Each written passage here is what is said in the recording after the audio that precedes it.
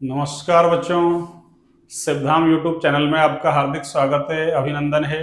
देखिए, आज हमारी जो 11वीं क्लास चल रही थी आवर्त सारणी वाली, उसमें आयनन विभव चल रहा था।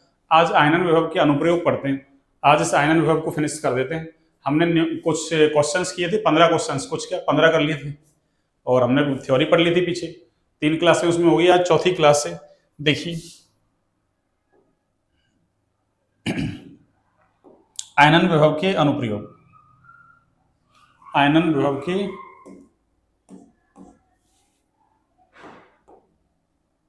अनुप्रयोग।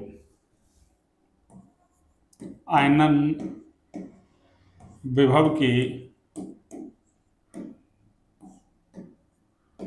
अनुप्रयोग।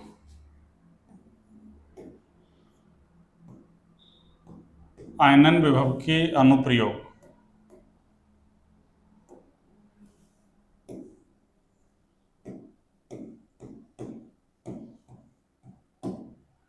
आयनन विभव के अनुप्रयोग।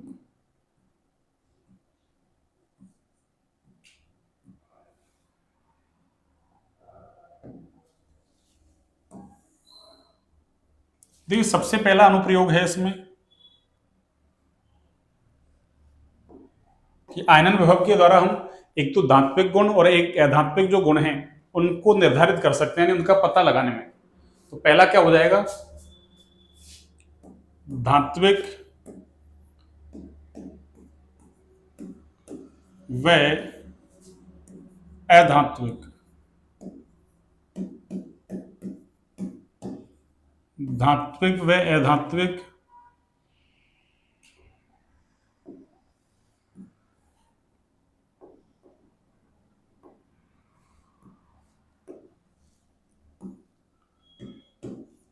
गुणों का पता लगाने में।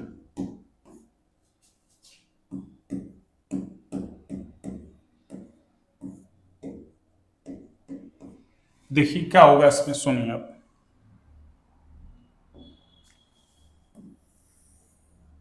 धात्विक और अधात्विक गुणों का पता लगाने में।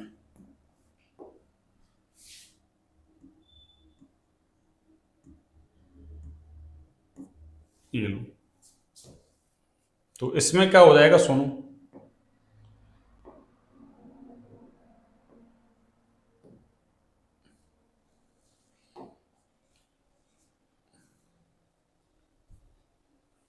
धात्विक और अधात्विक गुणों का पता लगाने में। देखिए,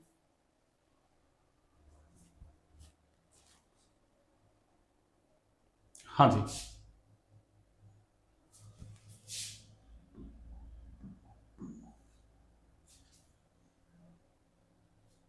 देखिए आईपी जो है ना, आपके आईपी, तो ये समानुपाती है किसके? धात्विक गुणों के। यानी ये धात्विक जो गुण हैं उनके तो समानुपाती, धात्विक जो गुण हैं उनके तो ये समानुपाती, और जो अधात्विक गुण हैं उनके कैसा है ये? व्युत्क्रमानुपाती। अधात्विक गुण के कैसा है? व्युत्क्रमानुपाती। ये लो, ये फॉर्मूला आपको ध्यान रखना है। ये फॉर्मूला आपको ध्यान रखना है कि धात्विक गुणों के तो समानुपाती और अधात्विक गुणों के कैसा है? व्युत्क्रमानुपाती। इसका मतलब यदि अपन आवर्त सारणी की बात करें तो देखो, हमको पता है आवर्त सारणी में क्या,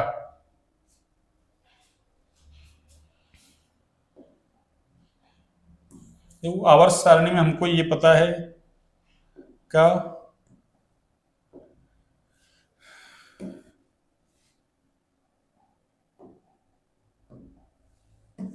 कि हम आवर्त सारणी में बाएं से दाएं जाएं।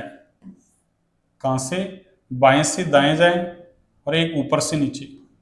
तो बाएं से दाएं का मतलब तो क्या है? अरे आवर्त की बात कर रहे हैं। किसकी बात कर रहे हैं अपन? आवर्त। ये लो, बाएं से दाएं इसका मतलब आवर्त की बात कर रहे हैं। और ऊपर से नीचे मीन्स किसकी बात कर रहे हैं अपन?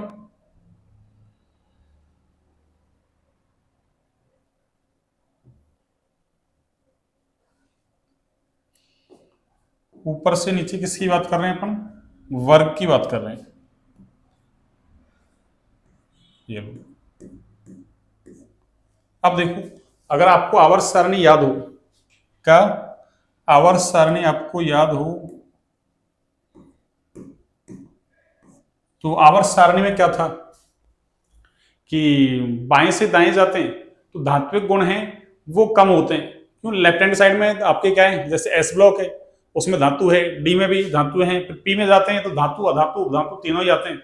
इसका मतलब बाएं से दाएं गए तो अधातु बढ़े, और ऊपर से नीचे जाते हैं तो धात्विक गुण बढ़ता है। जैसे ये तो भाई एस वाले तो क्या धातु ही है, डी भी धातु है, उसमें कोई दिक्कत नहीं है। पी की बात करें तो पी में देखो ऊपर से नीचे आते हो ना आप, तो इधर जैसे राइट हैंड साइड में क्या है अधातु, फिर बीच में अब धातु आ जाती है, नीचे की तरफ धातु आती है। इसका मतलब वर्ग में ऊपर से नीचे जाते हैं धातु, मतलब धात्विक गुण बढ़ता है। तो इसका मतलब क्या हुआ कि बाएं से दाएं जाते हैं तब तो क्या होता है, अधात्विक गुण बढ़ता है। और उसका कारण क्या है कि आईपी बढ़ता है। क्यों आईपी है, एक सेकंड उल्टा लिख दिया मैंने सर, एक सेकंड रुको रुको एक सेकंड, ये फॉर्मूला मैंने थोड़ा गलत लिख दिया, देखो एक सेकंड, ये फॉर्मूले को सही करते हैं। ये एक सेकंड, यहां से ये तो हट जाएगा, ए ऊपर आ जाएगा। एक सेकंड, कि आईपी जो है ना, आईपी वो अधात्विक गुण के तो कैसा है,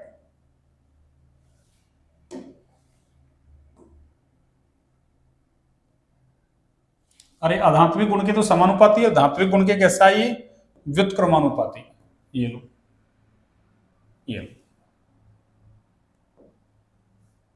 अब सुनिए, तो हमको पता है बाएं से दाएं जा रहे हैं अधातु आ रहे हैं, और बाएं से दाएं जाते हैं तो अपन को पता है आईपी बढ़ता है। इसका मतलब आईपी बढ़ेगा तो अधात्विक गुण बढ़ेगा, और ऊपर से नीचे जाते हैं तो आईपी घटता है, आयनन विभव घटता है। इसका मतलब धात्विक गुण बढ़ते हैं। तो क्या लिख सकते हैं अपन इधर से कि लेफ्ट से राइट में गए तो क्या होगा, अरे आईपी का मान बढ़ेगा, और आईपी का मान बढ़ेगा तो हमको पता है क्या, धात्विक गुण बढ़ेंगे, सॉरी धात्विक नहीं, अधात्विक गुण बढ़ेंगे, अधात्विक गुण क्या होंगे, बढ़ेंगे। ये लो, अधात्विक गुण आपके इंक्रीज हो जाएंगे। और ऊपर से नीचे जाते हैं तो हमको पता है आईपी है वो घटता है, ऊपर से नीचे जाते हैं तो आईपी घटता है, और आईपी घटेगा तो हमको पता है, देखो आईपी घटेगा तो धात्विक गुण बढ़ेंगे, आईपी बढ़ेगा तो अधात्विक गुण बढ़ेंगे। तो इधर से इधर जा रहे हैं लेफ्ट टू राइट, यानी आवर्त में जा रहे हैं, आईपी बढ़ता है, आईपी बढ़ता है तो अधात्विक गुण बढ़ते हैं, और ऊपर से नीचे जाते हैं डाउन द ग्रुप तो फिर आईपी घटता है, और आईपी घटता है अरे तो धात्विक गुण बढ़ते हैं। ये लो, धात्विक गुण क्या होंगे, बढ़ेंगे।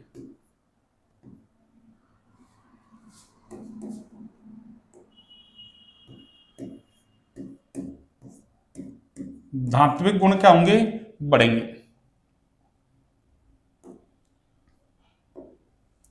और चाहे तो देखो इसी में कह सकते हैं भाई अधात्विक गुण बढ़ रहे हैं तो धात्विक गुण घट रहे हैं, ऐसे भी कह सकते हैं। यहाँ धात्विक गुण बढ़ रहे हैं तो अधात्विक गुण घट रहे हैं, तो चाहे तो अपन ऐसे भी कह सकते हैं।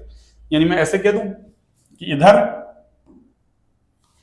इधर क्या हो रहा है आपकी, अरे धात्विक गुण है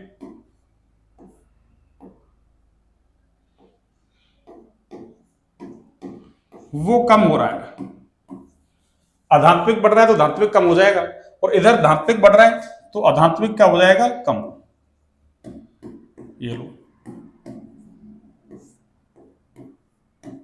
अधात्विक गुण क्या होंगे आपके, घटेंगे, अरे अधात्विक गुण क्या होंगे आपके, घटेंगे। तो ये हो गया आपके किसका अनुप्रयोग, आईपी का पहला अनुप्रयोग, कि धात्विक और अधात्विक गुणों का पता लगाने में।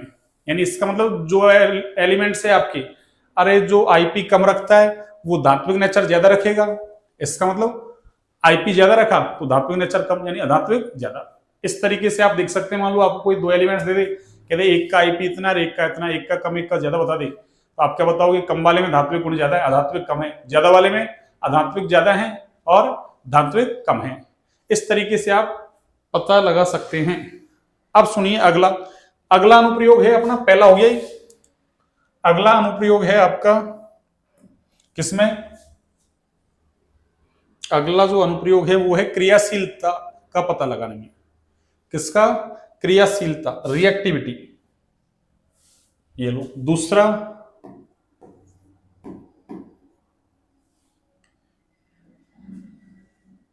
कि दिया गया एलिमेंट्स कैसा है, आपके क्रियाशील है, ज्यादा क्रियाशील है, कम है, कैसा है। तो क्रियाशीलता यानी क्रियाशीलता का पता लगाने में। ये लो। अब देखो क्रियाशीलता को अपन दो तरीके से देखेंगे भाई। क्रियाशीलता को दो तरीके से देखेंगे। कैसे? एक धातुओं के लिए और दूसरा अधातुओं के लिए। एक धातुओं के लिए और दूसरा किसके लिए? अधातुओं के लिए। तो मैं यहां से लिख देता हूं, क्रियाशीलता मीन्स रिएक्टिविटी। रिएक्टिविटी, ये लो। और क्रियाशीलता है, देखो इसको दो तरीके से देख रहे हैं अपन। एक धातुओं के लिए और दूसरा किसके लिए? अधातुओं के लिए। एक धातुओं के लिए और दूसरा अधातुओं के लिए।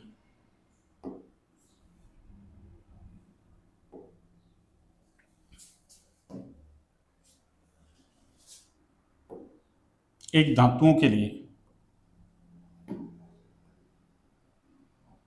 ये लो, यानी धातुओं की क्रियाशीलता, और एक अधातुओं की।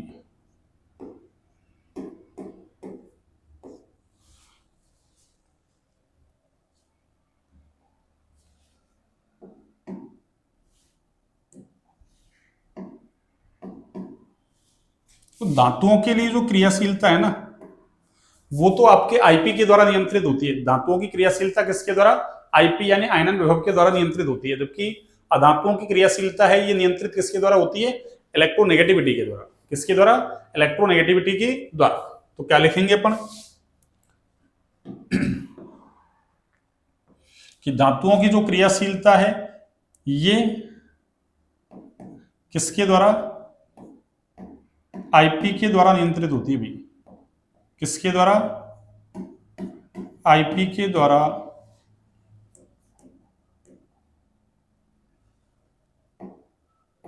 आईपी के द्वारा नियंत्रित।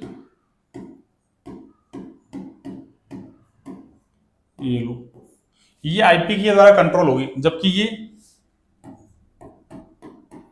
ईएन के द्वारा यानी इलेक्ट्रोनेगेटिविटी के द्वारा नियंत्रित होती है भाई।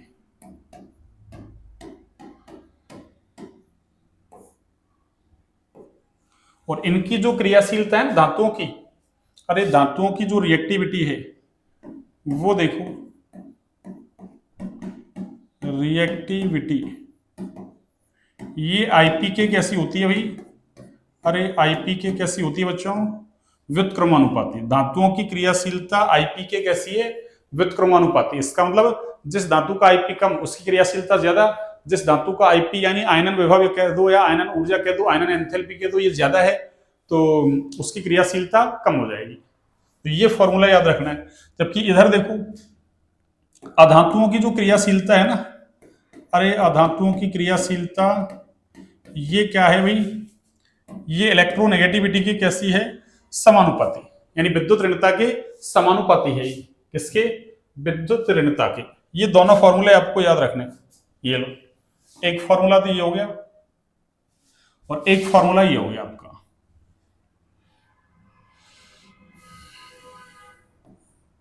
हाँ जी, तो क्या याद रखोगे? क्रियाशीलता की बात करें अपन तो धातुओं के लिए, अधातुओं के लिए धातुओं की क्रियाशीलता आईपी द्वारा नियंत्रित होगी, जबकि उनकी विद्युत ऋणता के द्वारा क्या होगी? नियंत्रित। इधर अगर मान लो आईपी जो है मतलब क्रियाशीलता आईपी के व्युत्क्रमानुपाती, इसका मतलब आईपी घटेगा क्रियाशीलता बढ़ेगी, आईपी बढ़ेगा तो क्रियाशीलता घटेगी। और उधर अधातुओं की क्रियाशीलता विद्युत ऋणता की कैसी है? अरे विद्युत ऋणता की कैसी बच्चों? समानुपाती। इसका मतलब क्या हुआ कि यदि अधातुओं की विद्युत ऋणता बढ़ती है तो उनकी क्रियाशीलता भी बढ़ेगी। वैसे देखो एक चीज, क्या वैसे आपको रिएक्टिविटी जो देखनी है ना, अगर ओवरऑल रिएक्टिविटी की बात करें तो इससे अपन सॉल्व नहीं करेंगे क्वेश्चन, भैया अपन ये लिख लेंगे बस, क्यों, अपन आईपी के अनुप्रयोग पढ़ रहे हैं ना, इसलिए अपन लिख दिया अपन ने ये कि भाई क्रियाशीलता का पता लगाने में किसका, आईपी का उपयोग है। बाकी आपको अगर क्वेश्चन आता है तो आईपी का क्वेश्चन इससे सॉल्व नहीं करना है, उसके लिए मैं अभी बताऊंगा आपको किससे करना है। देखो इधर जैसे अपन मान लो ये ले लेते हैं, जैसे मान लो एग्जांपल लिया अपन ने, ये एक तो लिथियम ले लिया अपन ने, मान लो सोडियम, पोटेशियम, ये रुबिडियम और ये आपका सीजियम। और इधर देखो मैंने ले लिया बेटा, मांगे, कार, स्कूटर, बाप, राजी। बेटा, मांगे, कार, स्कूटर, बाप, राजी। इसका मतलब क्या हुआ कि ये इधर वाले तो क्षारीय मृदा धातु हैं और ये क्या है आपके क्षार धातु। ऐसा आप जानते हैं कि एस ब्लॉक के अंदर दो वर्ग हैं, एक पहला एक दूसरा। पहले वर्ग की धातुएं हैं वो क्षार धातुएं कहलाती, lithium, sodium, potassium, rubidium, caesium. कोई सोच रहा है सर हाइड्रोजन कहां गया, हाइड्रोजन एस ब्लॉक का एलिमेंट्स नहीं है, इसलिए तो इसको अपन आवर्त सारणी का आवारा तत्व बोलते हैं। क्यों, ये कुछ मैचिंग किससे, अरे इनसे क्षार धातुओं से दिखाता है, कुछ इनसे भिन्नता दिखाता है। ऐसे कुछ 17वां वर्ग है उससे भी समानता दिखाता है, कुछ उससे भिन्नता दिखाता है, इसलिए इसका स्थान निश्चित नहीं है किसमें, आवर्त सारणी में। कि सर नीचे वाले क्यों नहीं लिखे, सीजियम के बाद अरे एक फ्रेंसियम आ रहा है ना, और इधर रेडियम आ रहा है, वो रेडियो एक्टिव होते हैं, इसलिए उनको भी अपन जनरली अवॉइड करते हैं। अब सुनिए आप, इसका मतलब क्या हुआ, देखो अगर अपन इसमें ऊपर से नीचे जाएं, किसमें, अरे इस वाले वर्ग में ऊपर से नीचे जाएं, भाई ये वर्ग के एलिमेंट्स है ना, और इस वाले वर्ग में भी ऊपर से नीचे जाएं तो क्या होगा, सुनो दोनों में ही क्या हो रहा है, अरे दोनों में ही जो आईपी का मान है ना, अभी तो पढ़ा अपन ने, वर्ग में ऊपर से नीचे जाते हैं आईपी घटता है, तो दोनों में ही आईपी घट रहा है, इसका मतलब आईपी घट रहा है। और देखो ये भी धातु है, ये भी धातु है, ध्यान रखें आवर्त सारणी में एस ब्लॉक कंप्लीट धातु है, डी धातु, एफ धातु, और बचा कौन, पी, पी में धातु, अधातु, उपधातु तीनों ही हैं, इसलिए आपको आवर्त सारणी का ज्ञान होना बहुत जरूरी है। तो इसका मतलब भाई इसमें भी जा रहे हैं तो भी आईपी घट रहा है, इसमें जा रहे हैं तो भी आईपी घट रहा है। ये लो यहां भी क्या हो रहा है आपके, आईपी अरे घट रहा है, और आईपी घटेगा तो हमको पता है रिएक्टिविटी, अरे रिएक्टिविटी क्या होगी बच्चों, बढ़ेगी। आईपी घटा तो रिएक्टिविटी बढ़ी, इसका मतलब क्या हुआ, देखो अरे लिथियम से ज्यादा सोडियम की रिएक्टिविटी है, सोडियम से ज्यादा पोटेशियम, पोटेशियम से ज्यादा रुबिडियम, रुबिडियम से ज्यादा सीजियम। और अगर इधर जाएं तो आवर्त में जाते हैं तो घटती है, तो इसका मतलब इनकी ज्यादा इनकी कम, इसलिए तो आवर्त सारणी में क्षार धातु वो सबसे ज्यादा रिएक्टिव होती हैं। इसका छोटी क्लास में अपना एग्जाम्पल देखते हैं क्या, कि सोडियम का टुकड़ा है, अरे वायु और नमी के संपर्क में आता है आग पकड़ लेता है, इसलिए इन क्षार धातुओं को यानी सोडियम के टुकड़े वगैरह को कहाँ रखते हैं अपन, कैरोसिन के अंदर रखते हैं। क्यों, ये बहुत ज्यादा क्या है, हाईली रिएक्टिव, कारण आईपी क्या हो रहा है, ऊपर से नीचे जा रहे हैं तो घट रहा है। और वैसे भी अगर अपने अपने आवर्त की बात करें तो आईपी कैसा कम, क्यों, इनका आकार अपने अपने आवर्त में सबसे ज्यादा है किसका, क्षार धातुओं का। ठीक है, तो इसका एग्जांपल मैंने आपको ये दे दिया, उसका देखिए आप एग्जांपल, इसका एग्जांपल देखिए, इधर अपन ले लेते हैं एफ, इधर Cl, इधर आपके Br, और ये क्या है I, FCl Br I, ये हेलोजन है, और ये सारे के सारे क्या हैं, अरे ये सारे के सारे क्या हैं आपके वर्ग 17 के एलिमेंट्स हैं, और अधातु हैं, ये क्या है, ये अधातु। और अभी तो सीखा अपन ने अधातुओं के लिए तो क्रियाशीलता, अरे अधातुओं के लिए क्रियाशीलता En द्वारा नियंत्रित हो रही है, इसका मतलब इलेक्ट्रोनेगेटिविटी बढ़ेगी तो रिएक्टिविटी बढ़ेगी, इलेक्ट्रोनेगेटिविटी घटेगी तो रिएक्टिविटी भी घटेगी आपकी। तो इसका मतलब इसमें ऊपर से नीचे जाएं अपन, अरे इसमें ऊपर से नीचे जाएं तो क्या होगा बच्चों, ये होगा, देखो क्या, सुनिए हमको पता है अरे आवर्त सारणी में सर्वाधिक विद्युत ऋणता रखने वाला ही कौन है, फ्लोरीन है, और फ्लोरीन, क्लोरीन, ब्रोमीन, आयोडीन, अरे वर्ग में ऊपर से नीचे जाते हैं विद्युत ऋणता घटती है, विद्युत ऋणता घटती है, यानी फ्लोरीन की सबसे ज्यादा, आयोडीन की सबसे कम। तो क्या कह सकता हूं यहां से कि ये तो कैसा है भाई, अरे ये तो मोर इलेक्ट्रोनेगेटिव है, कौन? फ्लोरीन। और ये कैसा है? अरे ये लेस इलेक्ट्रोनेगेटिव है, लेस इलेक्ट्रोनेगेटिव। तो क्या कहेंगे अपन? इलेक्ट्रोनेगेटिविटी ऊपर से नीचे गई तो घटी ना, और इलेक्ट्रोनेगेटिविटी घटी तो रिएक्टिविटी भी घट जाएगी। तो क्या कह रहे हैं अपन कि ऊपर से नीचे गए तो इलेक्ट्रोनेगेटिविटी घटी, और इलेक्ट्रोनेगेटिविटी घटी, अरे तो रिएक्टिविटी भी अरे घट गई, रिएक्टिविटी भी घट गई। ये लो, इलेक्ट्रोनेगेटिविटी घटी तो रिएक्टिविटी भी घट गई। तो ऐसा आप याद रख सकते हैं, फ्लोरीन सबसे ज्यादा क्रियाशील, आयोडीन सबसे कम क्रियाशील। हैलोजन के अंदर फ्लोरीन सबसे ज्यादा क्रियाशील होता है, आयोडीन सबसे कम क्रियाशील होता है। तो अपन ऑर्गेनिक रिएक्शंस वगैरह, इनऑर्गेनिक रिएक्शंस वगैरह जहां भी पढ़ते हैं, रिएक्टिविटी ऑफ हैलोजन, फ्लोरीन सबसे ज्यादा, आयोडीन सबसे कम। तो उसका कारण यही है, वो मोर इलेक्ट्रोनेगेटिव है, ये कैसा है? Less electronegative. मोर इलेक्ट्रोनेगेटिव है तो इसका मतलब रिएक्टिविटी ज्यादा होगी। क्यों? अधातुओं की रिएक्टिविटी ईएन के द्वारा क्या होती है? नियंत्रित। ठीक है, तो ये तो हो गया आईपी का अनुप्रयोग। पर देखो, जब कभी आपके कंपटीशन एग्जाम में सवाल आ जाए किसका? क्रियाशीलता का, तो फिर ओवरऑल जो रिएक्टिविटी है ना, वो अपन इससे नहीं देखेंगे। ओवरऑल रिएक्टिविटी इससे नहीं देखेंगे। आगे वाले चैप्टर में जाके पढ़ेंगे अपन, एक ऑक्सीडेशन स्टेट वाला है चैप्टर, वहां रेडॉक्स अभिक्रियाओं को बैलेंस वगैरह करेंगे। रेडॉक्स रिएक्शंस ऐसे करके है चैप्टर, रेडॉक्स अभिक्रियाएं यानी अपचयो अपचय अभिक्रियाएं, ऐसे करके चैप्टर का नाम है। यानी अभी जो फिलहाल चैप्टर चल रहा है उसमें 7वें नंबर का चैप्टर एनसीईआरटी जो चल रही है, तो उसमें अपन पढ़ेंगे आगे जाके अपचयन विभव, ऑक्सीकरण विभव, यानी इलेक्ट्रोड विभव। दो प्रकार का अपचयन और ऑक्सीकरण। तो जो क्रियाशीलता है, ओवरऑल रिएक्टिविटी, वो किसके आधार पर देखेंगे अपन? अपचयन विभव के आधार पर। तो मैं लिख सकता हूं यहां से कि ओवरऑल जो रिएक्टिविटी है ना, वो किससे देखेंगे अपन? देखो, यानी ओवरऑल रिएक्टिविटी, यानी जब भी कोई रिएक्टिविटी का सवाल आएगा तो हम किससे सॉल्व करेंगे उसको? अरे इससे सॉल्व करेंगे अपन, ओवरऑल रिएक्टिविटी। हाँ, वैसे कोई हमसे आईपी का अनुप्रयोग पूछे तो हम बता सकते हैं कि भाई आईपी का ये अनुप्रयोग भी है, कि क्रियाशीलता का पता लगाने में। देखो, तो ओवरऑल जो रिएक्टिविटी देखनी है आपको,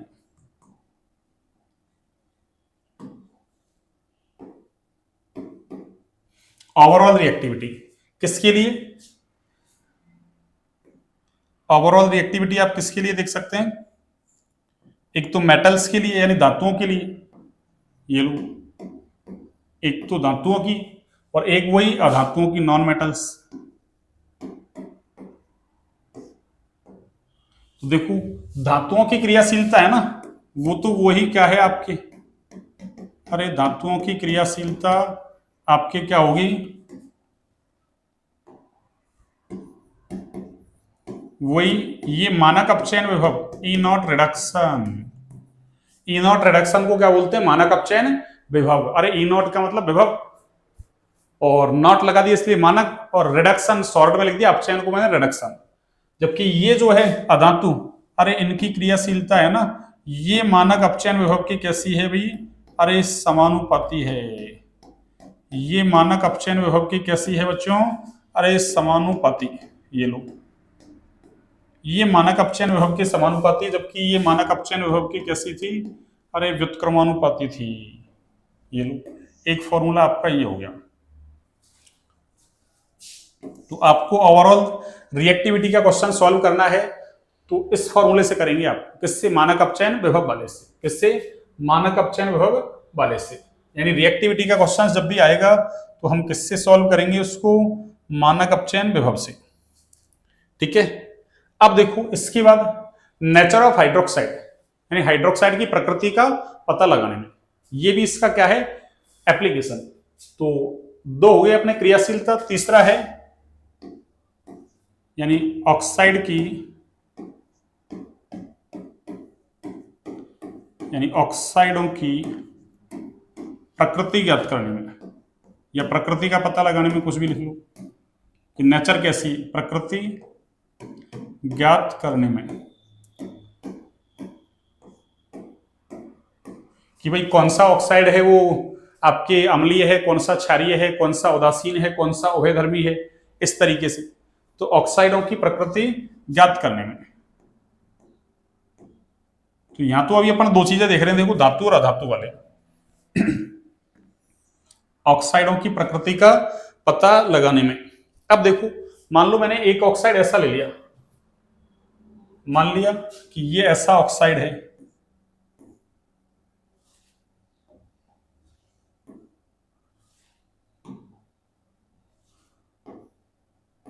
ये लो, ये जेड और ये मैंने क्या लगा दिया, OH। कि ये मान लिया अपन ने ऐसा कोई ऑक्साइड है, ऐसा कोई ऑक्साइड है। तो इसमें दो चीजें हैं, देखो ये ऑक्साइड कैसा हो सकता है आपके, अरे ये ऑक्साइड आपके अम्लीय भी हो सकता है और ये ऑक्साइड आपके क्षारीय भी हो सकता है।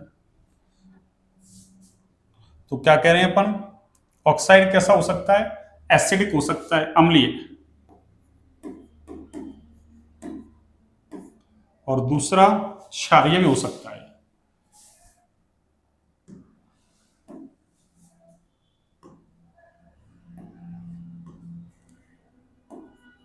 अम्लीय भी हो सकता है और कैसा, क्षारीय भी हो सकता है। अब अम्लीय कब होगा और क्षारीय कब होगा, देखो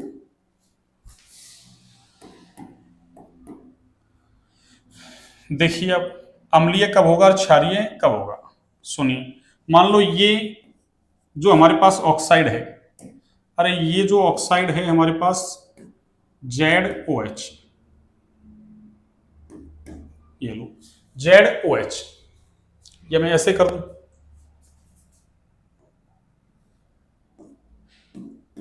ZOH ऐसे लिख दूं मैं इसको, ZOH। अब देखो, और इधर भी लिख दूं मैं ZOH, ये लो ZOH, ऐसे लिख दिया जाए। सुनिए, यहां देखो O और H ये सहसंयोजक बंध है, तो ये 2 इलेक्ट्रॉनों की साजिश से बनेगा। ये कितने इलेक्ट्रॉनों की, 2 इलेक्ट्रॉनों की। यहां देखो, यहां तो मैंने कौन से बॉन्ड की बात की है, अरे O और H के बीच का बॉन्ड, इधर मैंने Z और O के बीच के बॉन्ड की बात की है, ठीक है। अब सुनिए,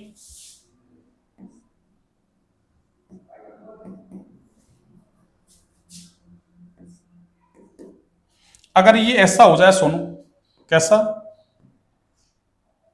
ऐसा, भाई अम्लीय तो कब होगा, अरे अम्लीय ऑक्साइड कब होगा, तो मान लो ये OH बॉन्ड टूट जाए और ये H यहां से क्या करे, अरे ये बॉन्ड के इलेक्ट्रॉन छोड़ के जाए, ये बॉन्ड के इलेक्ट्रॉन छोड़ के जाए, अरे ये बॉन्ड के इलेक्ट्रॉन छोड़ के चला जाए किसके पास, ऑक्सीजन के पास, तो H प्लस के रूप में फ्री हो जाएगा।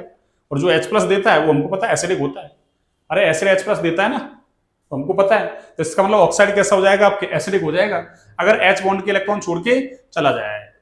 और अगर ये H क्या करे, ये OH, ये OH क्या करे, बॉन्ड के इलेक्ट्रॉन लेके चला जाए, ये जो OH है ना पूरा, ये Z से बॉन्ड के इलेक्ट्रॉन लेके चला जाए, तो क्या होगा देखना,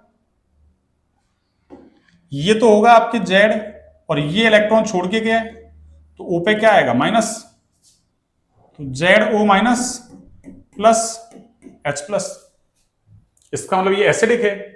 और ये अगर Z से इलेक्ट्रॉन लेके चला गया तो Z पे तो प्लस आएगा, अरे Z पे तो क्या आएगा, प्लस, और OH पे क्या आएगा, माइनस, Z पर प्लस, OH पर माइनस, हो गया। अब देखो यहां से,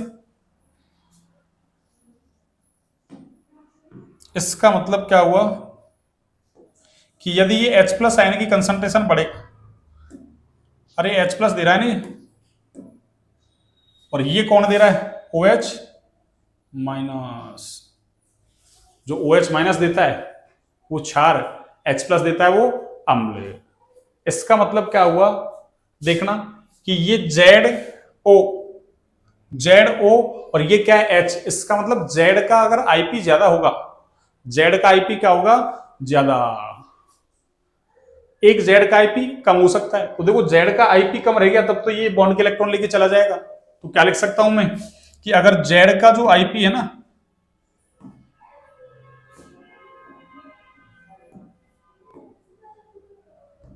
कि यदि जेड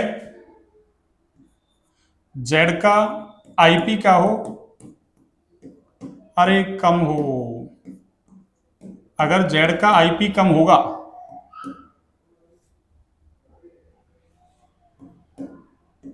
अगर जेड का आईपी क्या हो कम, तब तो क्या होगा, ये बॉन्ड के इलेक्ट्रॉन अरे लेके चला जाएगा कौन, ओ एच।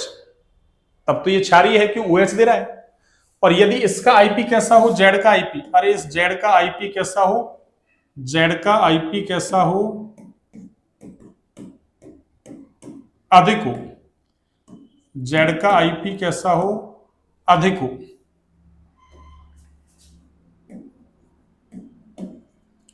जेड का आईपी यदि अधिक हो तो फिर ये क्या करेगा, अरे ये बॉन्ड के इलेक्ट्रॉन खींच लेगा, क्यों, ये ऑक्सीजन से खींचेगा, अगर ऑक्सीजन पे डेंसिटी कम होगी तो ऑक्सीजन तो कैसा ताकतवर है, तो ये क्या करेगा, एच से इलेक्ट्रॉन खींच लेगा, तो फिर ये क्या एच प्लस दे देगा।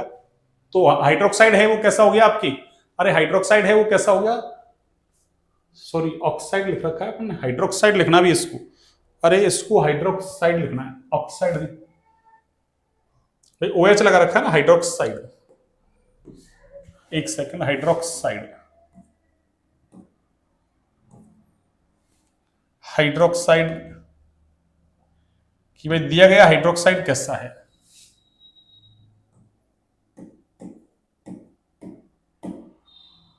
हाइड्रोक्साइड, यानी तीसरा एप्लीकेशन है हाइड्रोक्साइडों की प्रकृति ज्ञात करनी है, कि दिया गया हाइड्रोक्साइड कैसा है, एसिडिक है या बेसिक है। अरे दिया गया हाइड्रोक्साइड कैसा है, एसिडिक है या बेसिक है।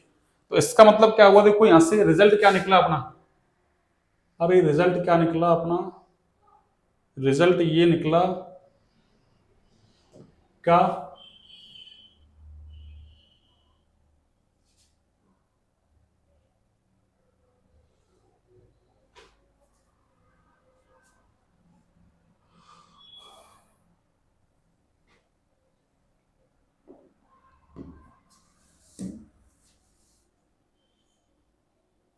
ओवरऑल रिएक्टिविटी ये देख रहे थे अपन,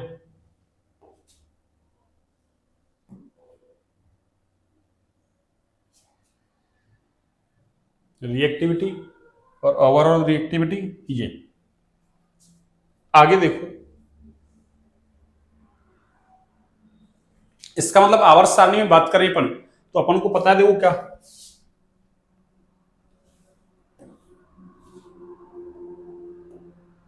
अपन को ये पता है देखो कि ये आवर्त है और ये क्या है, वर्ग। देखना भी,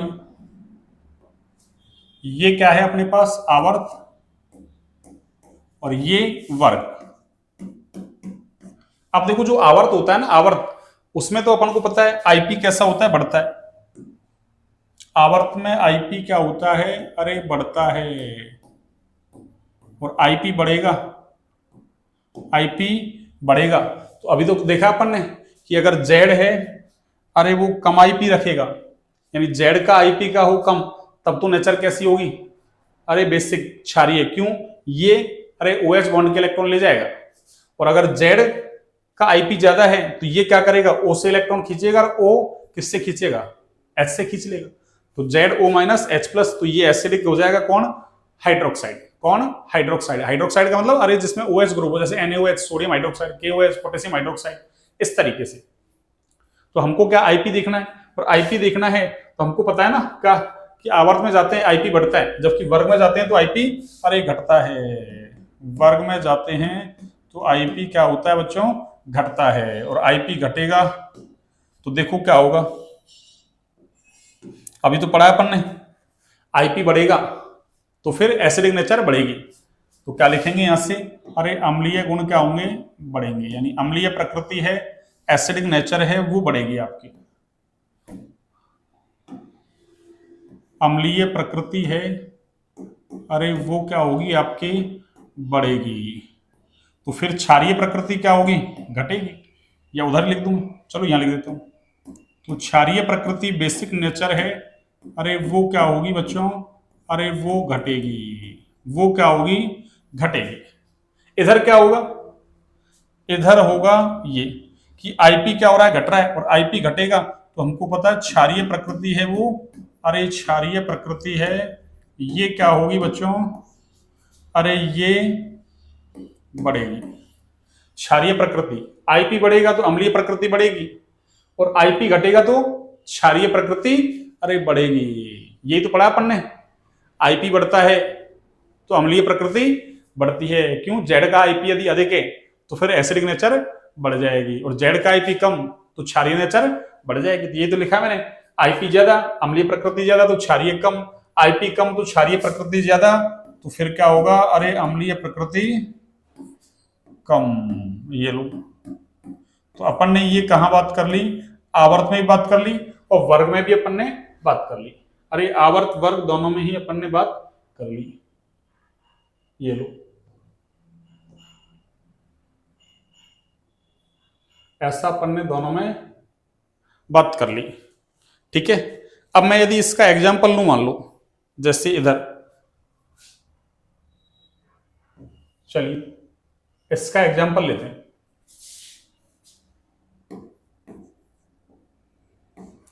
इसका एग्जाम्पल है आपके,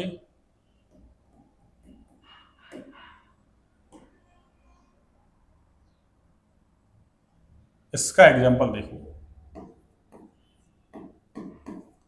जैसे मान लो अपन ने ले लिया ये LiOH NaOH, यानी क्षार धातुओं के हाइड्रोक्साइड ले रहे हैं अपन, किसके, क्षार धातुओं के हाइड्रोक्साइड, लिथियम का हाइड्रोक्साइड, सोडियम का हाइड्रोक्साइड, ऐसे KOH ले लेते हैं, ये लो RbOH ले लेते हैं यानी रुबिडियम का हाइड्रोक्साइड, और एक ले लेते हैं अपन किसका, सीजियम का हाइड्रोक्साइड ले लेते हैं, सीजियम का हाइड्रोक्साइड। और एक एग्जांपल और ले लेते हैं, देखो ये क्षार धातुओं के ले लिए, सेकंड वाला एग्जांपल ले लेते हैं अपन, ये फर्स्ट एग्जांपल हो गया, ये सेकंड, और इसमें ले लेते हैं अपन किसकी, अरे क्षारीय मृदा धातुओं के हाइड्रोक्साइड। और क्षारीय मृदा धातुओं के हाइड्रोक्साइड ऐसे होते हैं, बेरिलियम का हाइड्रोक्साइड, मैग्नीशियम का हाइड्रोक्साइड, MgOH का होल ट्वाइस, ऐसे CaOH का होल ट्वाइस, ऐसे स्ट्रोंशियम का हाइड्रोक्साइड ले लो, और ये अरे बेरियम का हाइड्रोक्साइड ले लो, किसका, बेरियम का हाइड्रोक्साइड, ये लो ले लिया, 5 हो गए, 5 ही इसके हो गए। अब देखो अपन को ये तो पता है क्या, अरे अपन को ये तो पता है क्या बच्चों, देखना कि वर्ग में ऊपर से नीचे जाएं, अरे वर्ग में ऊपर से नीचे जा रहे हैं, तो देखो अरे यहाँ सारे देखो OH OH OH तो सब में चल रहा है, बस एक lithium sodium potassium rubidium caesium ये अलग अलग चल रहे हैं, यानी वही हो गया, ये तो Z और ये OH। ऐसे इधर क्या है, ये Z और ये OH का होल ट्वाइस है, अरे तो उसको बैलेंस करने के लिए कर रखा है इसको 2 से गुना, बाकी है तो OH ही, तो यहाँ क्या है, Z और OH के बीच बॉन्ड है, यहाँ भी Z और OH के बीच बॉन्ड है। इसका मतलब हम ये देख लेते हैं कि Z का IP कम है या ज्यादा है, IP कम, अरे IP कम तो वो क्या करेगा, OH आसानी से दे देगा, इसका मतलब बेसिक नेचर होगी, और अगर Z का IP ज्यादा तो इसका मतलब वो इलेक्ट्रॉन खींच लेगा और H प्लस फ्री कर देगा, तो एसिडिक नेचर बढ़ जाएगी। तो वो देखते हैं अपन, देखिए क्या होगा, सुनना। हाँ जी, तो lithium sodium potassium rubidium caesium ये एक ही वर्ग के एलिमेंट्स हैं, और एक वर्ग में ऊपर से नीचे जाते हैं, साइज बढ़ता है तो आईपी घटता है। अब ऐसे आपको याद होना चाहिए, बिल्कुल ऐसे आपको याद होना चाहिए। तो क्या लिखेंगे अपन कि इधर से इधर जा रहे हैं तो आईपी घट रहा है, किसका भाई, जेड ही है ना, जेड, अरे LiNaK ये सारे क्या है, जेड ही तो है, इसका मतलब जेड का आईपी घट रहा है, ऊपर से नीचे जा रहे हैं तो, और हमको पता है जेड का आईपी घटता है, जेड का आईपी घटता है तो OH आसानी से देता है, इसका मतलब अरे बेसिक स्ट्रेंथ बढ़ती है। तो इसका मतलब क्या कहेंगे अपन कि बेसिक स्ट्रेंथ क्या होगी भाई, अरे बेसिक नेचर या बेसिक स्ट्रेंथ कुछ भी कह दो आप,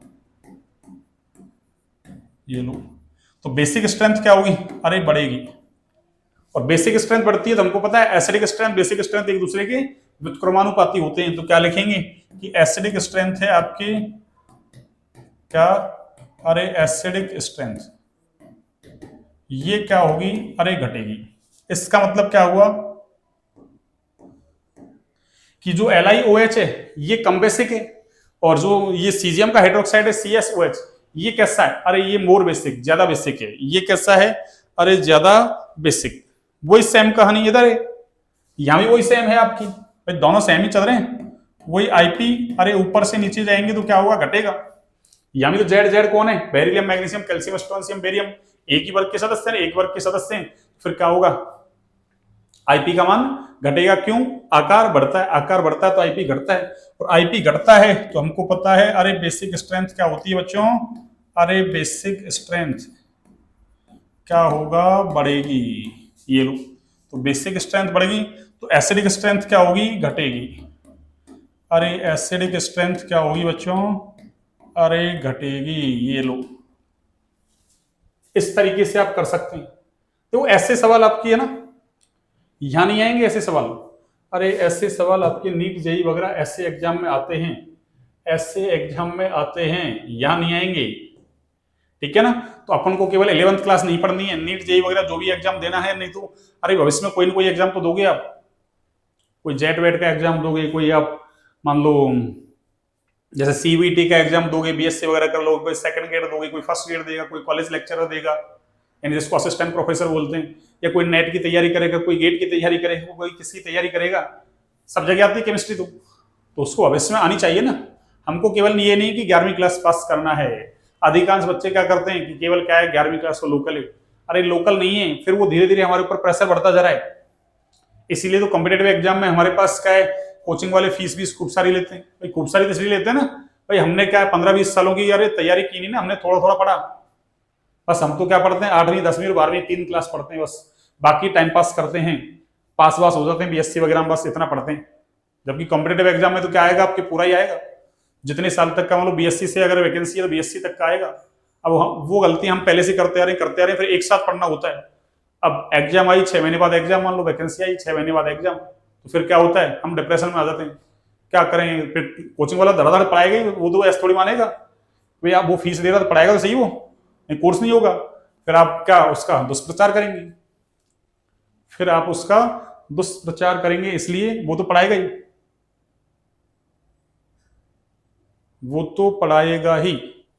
ठीक है ना, तो इस तरीके से हम क्या कर सकते हैं, इस तरीके से हम क्या कर सकते हैं, ऐसे क्वेश्चंस कर सकते हैं। एक क्वेश्चन लेता हूं मैं, देखो, और उसमें आपको देखना है, देखो कि उसकी एसिडिक स्ट्रेंथ या बेसिक स्ट्रेंथ का ऑर्डर क्या होगा। जैसे मान लो एक एग्जांपल लिया मैंने, या क्वेश्चन लिख देता हूं इसको, ये लो क्वेश्चन लिख देता हूं मैं इसको, ये लो, इससे ले लेते हैं कि चलो भाई मान लो, अरे एक ये ले लिया हमने NaOH, सोडियम हाइड्रोक्साइड, ये उठा लिया यहां से NaOH।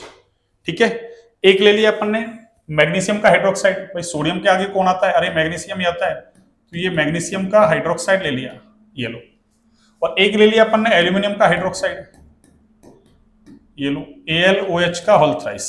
अरे एल्यूमिनियम का हाइड्रोक्साइड ऐसा होता है, AlOH का होल थ्राइस।